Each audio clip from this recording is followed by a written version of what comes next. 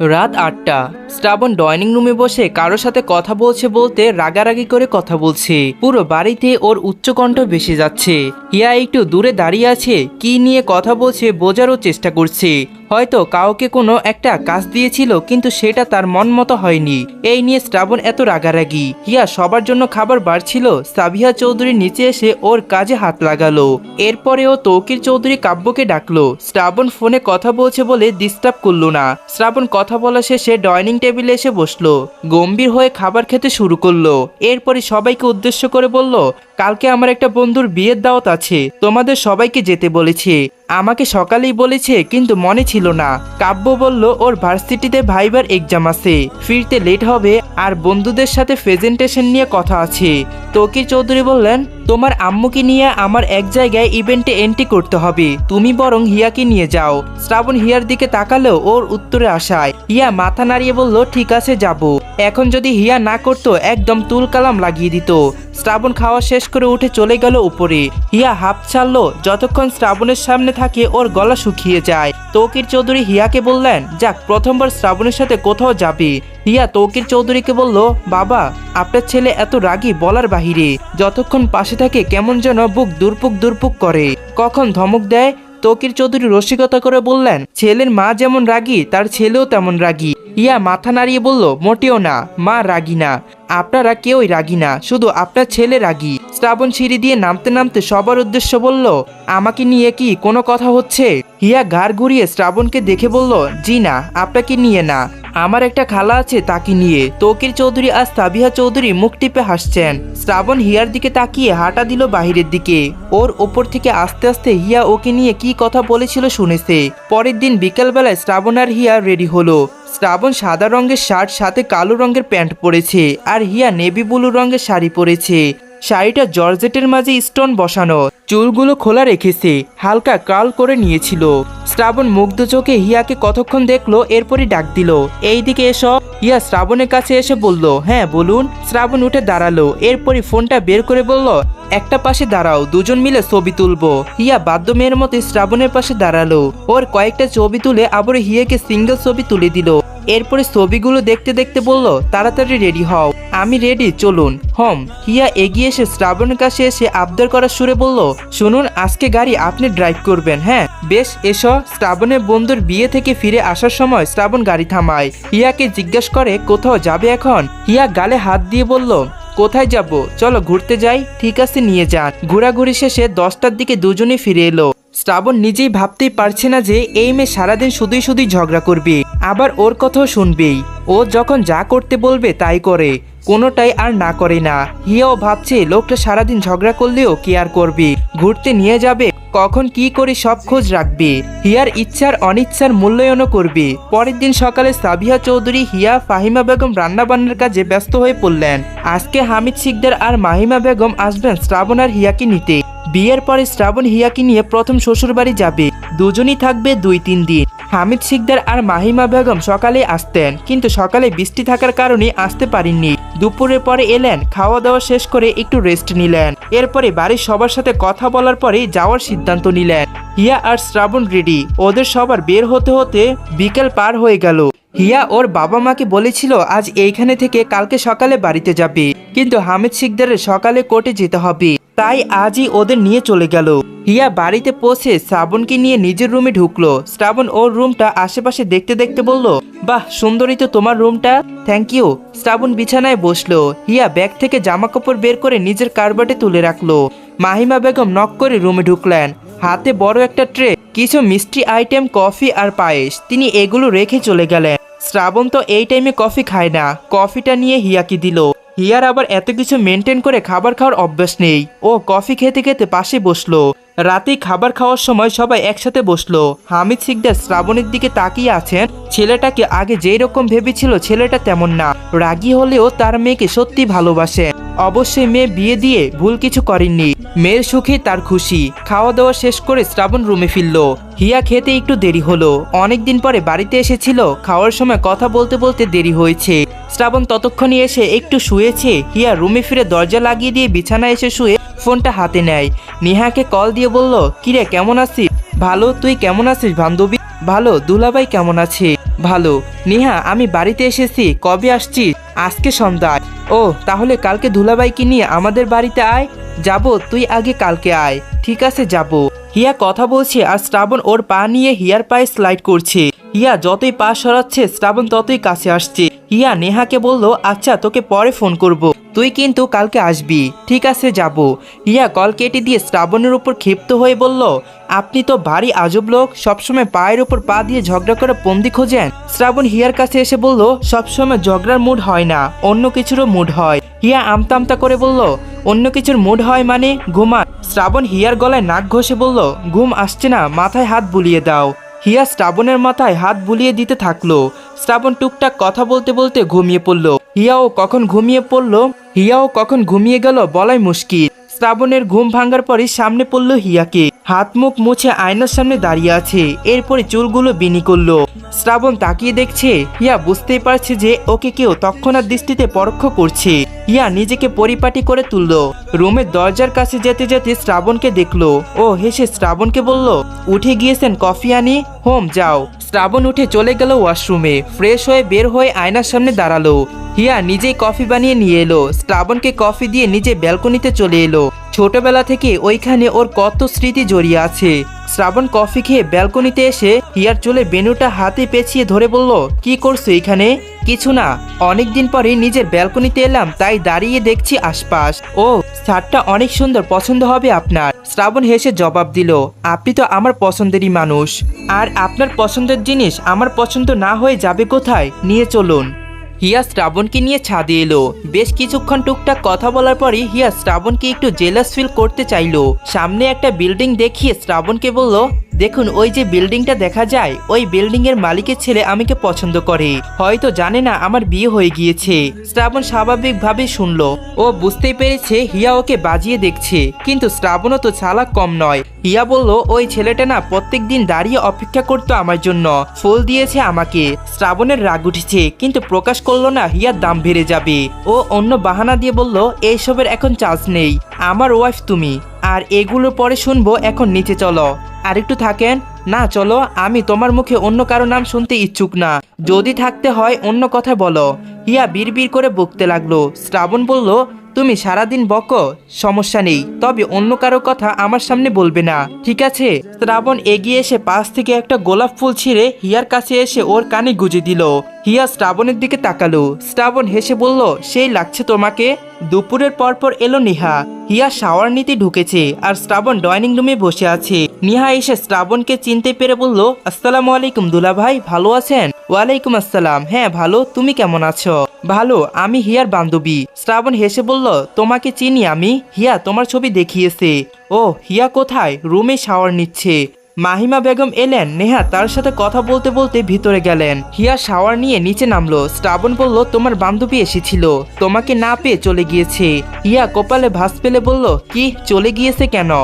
ও এসে জিজ্ঞাসা করলো, হিয়া কোথায়? আমি বলেছি ও শাওয়ার নিচ্ছে। এরপরে বলল, পরে আসবো। থাকতে বলেননি? আমি আর তোমার মা দুজন মিলে থাকতে বলেছি, কিন্তু রইল না। হিয়া মুখটা শুকনো করে ভিতরের রুমের দিকে গেল। সেই রুমে নেহাকে দেখে প্রায় চিৎকার করে উঠল। দুজনই এগিয়ে এসে জড়িয়ে ধরলো। মাহিমা বেগম হিয়াকে বললেন, জামাই বাহিরে বসা, আস্তে চিল্লা। আম্মু আর চিল্লাবো না, আসলে নেহাকে দেখে একটু খুশি হয়ে গিয়েছিলাম। মাহিমা বেগম চলে গেলেন। হিয়া নেহাকে বলল, জানিস, উনি বলল তুই নাকি চলে গিয়েছিস, তাই তোকে দেখে চিৎকার করে ফেলেছি। দূর, ওইসব বাদ দে, আগে বল থাকবি কতদিন? হিয়া উত্তরে বলল, পরশু দিনই চলে যাব। আজকে চল তাহলে আমাদের বাড়িতে। আজকে যাব না রে, কালকে যাবনি। সবাইকে নিয়ে যাবি, আম্মু বলে দিয়েছে। আচ্ছা। নেহা চলে যাওয়ার পরই হিয়া রুমে ফিরল।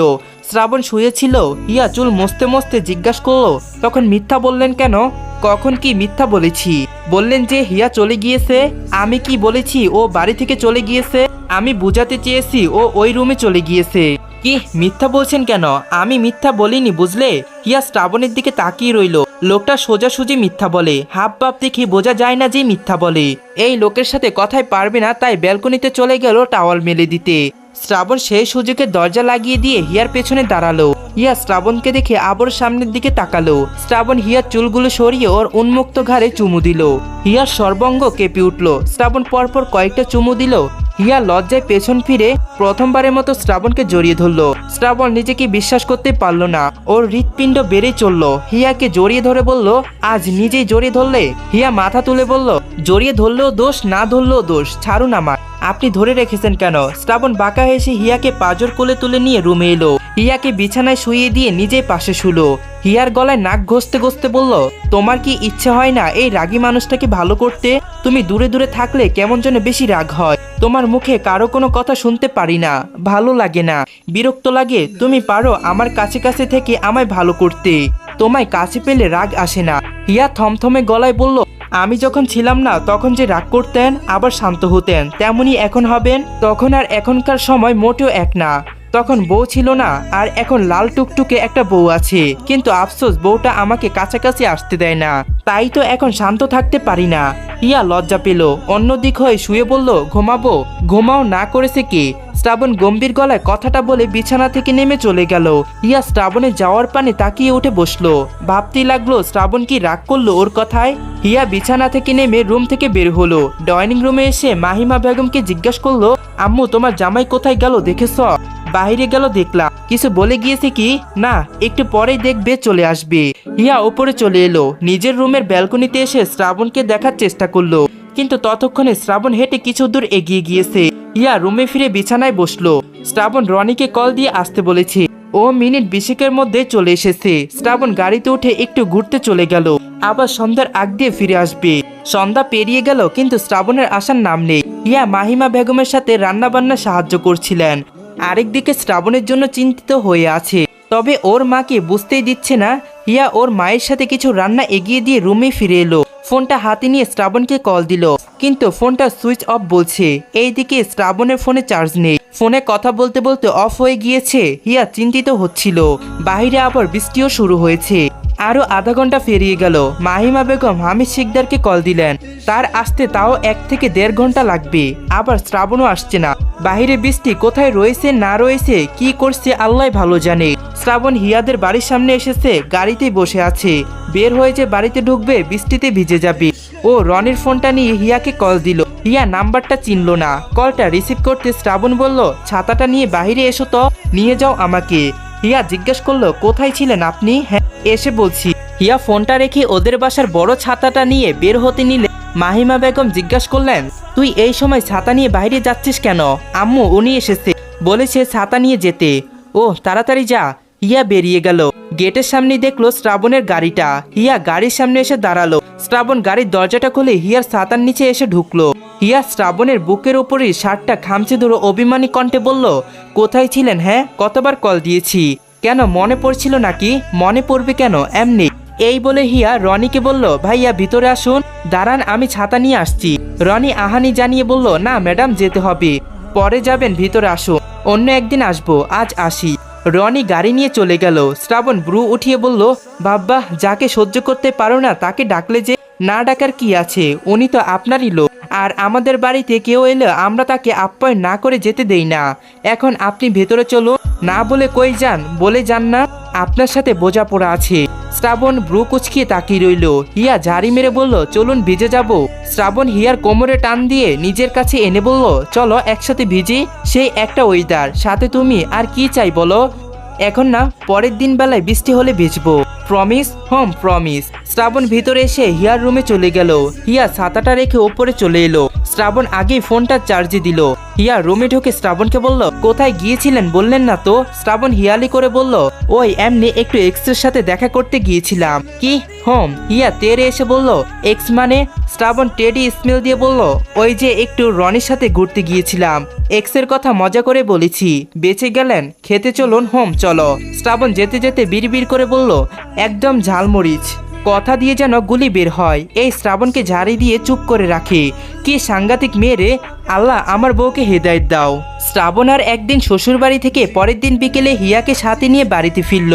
কাব্য হেসে এসে শ্রাবণকে বলল, ভাইয়া শ্বশুর বাড়ি থেকে এত আগে ফিরে এলে? আমাকে দেখো, শ্বশুর বাড়ি গেলে 1 মাস না হলে বাড়িতে ফিরবো না। সাবিহা চৌধুরী সিঁড়ি দিয়ে নেমে এসে কাব্যকে বললেন, তুমি একবেলা কোথাও গিয়ে থাকতেই পারো না, আবার 1 মাস? কাব্য পিছল হাসলো। শ্রাবণ উপরে চলে গেল। সাবিহা চৌধুরী হিয়াকে বললেন, শ্রাবণ কি রেগে আছে নাকি? না তো মা, উনি তো অমন গম্ভীর হয়ে থাকে, কখনো দেখলাম না হাসতে।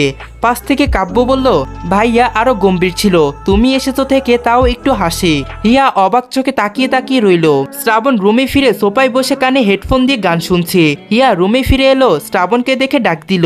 শুনছেন? হিয়ার ডাক শ্রাবণ পর্যন্ত গেল কি না বোঝাই গেল না। হিয়া আর ডাকলো না, বিড়বিড় করে বলল, একটু বইয়ের সাথে কথা বলবে, কোনো কাজে সাহায্য করবে, ঘুরতে নিয়ে যাবে, না হয় একটু পড়াবে, কিন্তু এই নিজের মতো, নিজের অফিসের কাজ করেই নিজের মতো থাকবে। কেন, আমাকে কি চোখে পড়ে না? আর যখন কাছে আসবে তখন অসভ্য চিন্তা ভাবনা, অসভ্য লোক কোথাকার, ইচ্ছে করে বাড়ি থেকে বের করে দেই। শ্রাবণ এইসব কথা আবারও রেকর্ড করে রাখলো। সাথে অবাক কম হলো না, সামনেই স্বামী মানে না, আবার শ্রাবণ একটু আড়াল হলেই অভিযোগ করে। এই মুহূর্তে শ্রাবণ হেডফোনে গান শোনার ভঙ্গিমায় বসে রইল। হিয়ার দিকে তাকাতেই হিয়া মুখ বেঞ্চে দিয়ে চলে গেল। শ্রাবণ বিড়বিড় করে বলল, সবসময় হাই পাওয়ার হয়ে থাকবে, ইচ্ছে করে হাড্ডিগুড্ডি ভেঙে বসিয়ে রাখি। হিয়া কাব্যর রুমের দিকে গেল। কাব্য রুমেই ছিল। হিয়া নক করে ঢুকলো। কাব্য হিয়াকে বসতে বলে বলল, ভাবি কিছু বলবেন? আচ্ছা, আপনি প্রেম করেন না? কাব্য হেসে বলল, না। হঠাৎ এই প্রশ্ন? হিয়া হেসে বলল, এমনি। আর মিথ্যা বলছেন না তো? যদি প্রেম করে থাকেন তাহলে বলতেই পারেন, সাহায্য করতে পারি। সাহায্য করবে? কাব্য কিছু একটা ভেবে বলল, একজনকে পছন্দ হয়, তবে তার সাথে একটু কথা বলে দেখি, তারপরেই তোমাকে বলবো। ও, তাহলে সেই কি আমাদের কাছেরই? হিয়া কি যেন ভেবে বলল, সে আপনার ফুফাতো বোন রিয়া কি? কাব্য মাথা নাড়িয়ে বলল, ছি ছি, না, রিয়া তো ভাইয়াকে পছন্দ করতো। হিয়া বলল, তা করুক, আমি এখন তার বউ, রিয়াটি আর চান্স নেই। ঠিক বলেছেন ভাবি। এরপর কিছুক্ষণ পরে হিয়া বলল, ভাইয়ার আপনার মন মানসিকতা দেখে খুব ভালোই লাগলো। যাকে পছন্দ করেন তার সাথে কথা বলবেন, তারপর জানাবেন। কিন্তু আপনার বড় ভাইকে দেখেন, শুধু কল দিয়েছিলাম, এরপরে কেমন জোর করে বিয়ে করলো, তার তো আপনার থেকে শেখা উচিত। কাব্য হেসে বলল, ভাবি ভাইয়া অনেক ভালো, তার যা পছন্দ হয় সে সেটা সিনিয়ে হলেও নিজের করে। আর দিন যেতে যেতে বুঝবেন ভাইয়া অনেক ভালোবাসে তোমাকে। হিয়া মুখ টিপে হেসে বলল, তা ঠিক আছে, কিন্তু তাও ওনার সাথে ঝগড়া না করলে ভালো লাগে না। ঝগড়া না করলে মনে হয় পেটের ভাতগুলো হজম হচ্ছে না। কাব্য ওর কথায় তাজব বনে গেল। এই কারণেই তাহলে দুজনের ঝগড়া? বিকেলের থেকে ঝিরিঝিরি বৃষ্টি ছিল, সন্ধ্যার আগ দিয়ে অনেক বৃষ্টি। হিয়া কিচেনে কাজ করছে। শ্রাবণেরও রুমে বোরিং লাগছিল। ও নিচে এসে সোফায় বসে রনিকে কল দিল। রনি রিসিভ করে বলল, স্যার ভালো আছেন? তুমি কেমন আছো? ভালো। এই রনি, একটা আইডিয়া দাও তো, আগেরটা কাজ করেনি। স্যার এইবার একটা ভালো আইডিয়া আছে, যেটা করে আপনি সফল হবেন। শ্রাবণ রয়সয় বসে বলল, বলো। স্যার কালকে তো অফিসে আসছেন, তো ম্যাডামকে বলে আসবেন রাত হবে ফিরতে, সারাদিনও কথা বলবেন না, এরপর রাতেই বাসায় ফিরবেন। ম্যাডামের রিয়াকশন দেখবেন কি হয়। শ্রাবণ হেসে বলল, বাহ ভালোই আইডিয়া তো, কালকে এটা করবো ইনশাআল্লাহ। হিয়া শ্রাবণের দিকে তাকিয়ে বিড়বিড় করে বলছে, সারাদিন ফোনে কথা বলা, এত কথা বলে কেমন করে আল্লাহ ভালো জানে, বজ্জাত লোক একটা। শ্রাবণ কল কেটে দিয়ে বেশ ফুরফুরে মেজাজেই বসে রইল। আগের প্ল্যান নষ্ট হলেও এইবার সফল হবে ইনশাআল্লাহ। এই রাতে শ্রাবণ আর কিছু বলল না, স্বাভাবিকভাবে কথা বলে ঘুমিয়ে পড়ল। সকাল সকাল শ্রাবণ ঘুম থেকে উঠে প্রতিদিনের মতোই শাওয়ার নিয়ে রেডি হলো অফিসে যাওয়ার জন্য। হিয়া রুমে এলো। শ্রাবণ গম্ভীর কণ্ঠে বলল, শোনো, আজকে রাতে ফিরবো না, ঘুমিয়ে পড়ো। ফিরবেন না? কোথায় যাবেন? কাজ আছে। কি কাজ? শ্রাবণ মনে মনে বলল, এত প্রশ্ন না করলেও তো পারো। হিয়া আবার জিজ্ঞেস করলো, সত্যি বাড়িতে আসবেন না? শ্রাবণ গম্ভীর কণ্ঠে জবাব দিল, না, রুমটা লক করে ঘুমিয়ে পড়ো। ঠিক আছে। শ্রাবণ রুম থেকে বেরিয়ে গেল। হিয়াও পেছন পেছন এলো। সিঁড়ির কাছে এসে শ্রাবণের স্যুটটা টান দিয়ে বলল, শোনো, যখন ফ্রি হন কল দিয়েন, ওকে? আর কখন ফিরে আসেন কল দিয়ে জানাবেন, ওকে? সাবধানে থাকবেন। আচ্ছা, তুমিও ঠিক মতো খাওয়া দাওয়া করো। সকাল পেরিয়ে দুপুর, দুপুর পেরিয়ে বিকেল, সারাদিন কেটে গেল। শ্রাবণ আর কল দেয়নি হিয়াকে। এমন না যে শ্রাবণের মনে নেই হিয়াকে। রুমে হেডেন ক্যামেরায় হিয়াকে ঠিকই দেখছে, তবে এইদিকে হিয়ার মনের অস্থিরতায় বাড়ছে, বই কমছে না। তার মধ্যে আজ রাতে আর শ্রাবণ বাড়িতে আসবে না। রাতে খাবার খেয়ে হিয়া শ্রাবণকে কল দিল। শ্রাবণ ল্যাপটপের স্ক্রিনে হিয়াকে দেখতে দেখতে কলটা ধরে বলল, কি করছো? শুয়ে পড়েছি। আপনি কি করছেন? আমিও শুয়ে পড়েছি। ও, খেয়েছেন? তুমি খেয়েছো? সারাদিন কল দিননি যে, ধরলেন না, এত বিজি থাকে। কি আর করার, কাজ তো করতে হবে। হিয়া অভিমানী সুরে বলল, করেন, ওই কাজ নিয়ে অফিসেই সংসার করেন, বাড়িতে আসার দরকার নেই। শ্রাবণ নিঃশব্দে হেসে বলল, তাহলে অফিসে একটা ভালো মেয়ে দেখে বিয়ে করে নেই, কি বলো? হিয়া কাঁদো কাঁদো কণ্ঠে বলল, আপনাকে কল দেওয়াটাই উচিত হয়নি, যা ইচ্ছে তাই করেন, আর কল দিবেন না আমাকে। হিয়া কলটা কেটে দিয়ে রুমের দরজা লাগিয়ে দিয়ে বিছানায় এসে শুয়ে পড়ল। শ্রাবণ থমথমে মুখে স্ক্রিনের দিকে তাকিয়ে আছে। হিয়া বিছানার চাদর মুড়ে দিয়ে শুয়ে কাঁদছে। শ্রাবণ এইদিকে খুশিও লাগছে, আবার এইদিকে অস্থিরতাও বেড়ে চলছে। রনিকে বলল, বাড়িতে চলো তো তাড়াতাড়ি, ভালো লাগছে না। Okay sir. শ্রাবণ বাড়িতে ঢুকলো রাত 11টার দিকে। কাব্য নিচেই ছিল। শ্রাবণ ওর সাথে টুকটাক কথা বলে উপরে এলো। নিজের রুমটা লক দেখে চাবি বের করে রুমটা খুললো। হিয়া ঘুমায়নি। রুমে কারো উপস্থিত বুঝতে পেরে ধরপড়ি উঠে বসলো। জোর গলায় বলল, কে কে এই ঘরে? শ্রাবণ এগিয়ে এলো। হিয়ার আরেক পাশ দিয়ে বিছানা থেকে নেমে বলল, দেখুন খারাপ হবে কিন্তু, বেরিয়ে যান বলছি। শ্রাবণ এগিয়ে এলো হিয়ার দিকে। হিয়া এক পা করে পিছিয়ে এলো আর শ্রাবণ এগিয়ে এলো। হিয়া চিৎকার দিতে যাবে, ঠিক তখনই শ্রাবণ হিয়ার মুখটা চেপে ধরে ওকে দেওয়ালেই ঠেকালো। হিয়া শ্রাবণের পারফিউমের স্মেল পেয়ে নিরেট বেঁধে রইল। শ্রাবণ কোনো কথা না বলে হিয়ার গলায় মুখ ডুবিয়ে দিল। হিয়ার পায়ের পাতা শিরশির করে উঠল। থমথমে গলায় বলল, কখন এলেন? শ্রাবণ কোনো উত্তর দিল না। হিয়া শ্রাবণের পিঠে হাত রেখে বলল, এত রাতে এলেন কেন, সমস্যা হয়েছে? শ্রাবণ জড়ানো গলায় বলল, তোমাকে রেখে গিয়েছিলাম, এইটাই সমস্যা ছিল। একটুও ভালো লাগছিল না। আর কাঁদছিলে কেন? কোথায় কেঁদেছি? আমার থেকে লুকিও না, বলো কেঁদেছিলে কেন? হিয়া আমতা আমতা করে বলল, ওই আসলে আব্বু আম্মুর কথা মনে পড়েছিল, আর আপনিও ফিরছিলেন না, একা একা ভয় লাগছিল। শ্রাবণ হিয়াকে জড়িয়ে ধরে বলল, চলে এসেছি, ভয় নেই আর। আসসালামু আলাইকুম এভরিওয়ান, কি অবস্থা, কেমন আছেন আপনারা সকলেই? আপনাদের রেসপন্স পেলে আমার গল্পটি বানাতে খুবই ভালো লাগে। তো বেশি বেশি সাপোর্ট করে যাবেন। আর চ্যানেলটিতে যারাই নতুন হয়ে আসেন অবশ্যই চ্যানেলটিকে সাবস্ক্রাইব করে দিবেন। আর লাইক কমেন্ট করে আপনাদের মতামত জানাতেও ভুলবেন না। সবাই ভালো থাকবেন। আল্লাহ হাফেজ।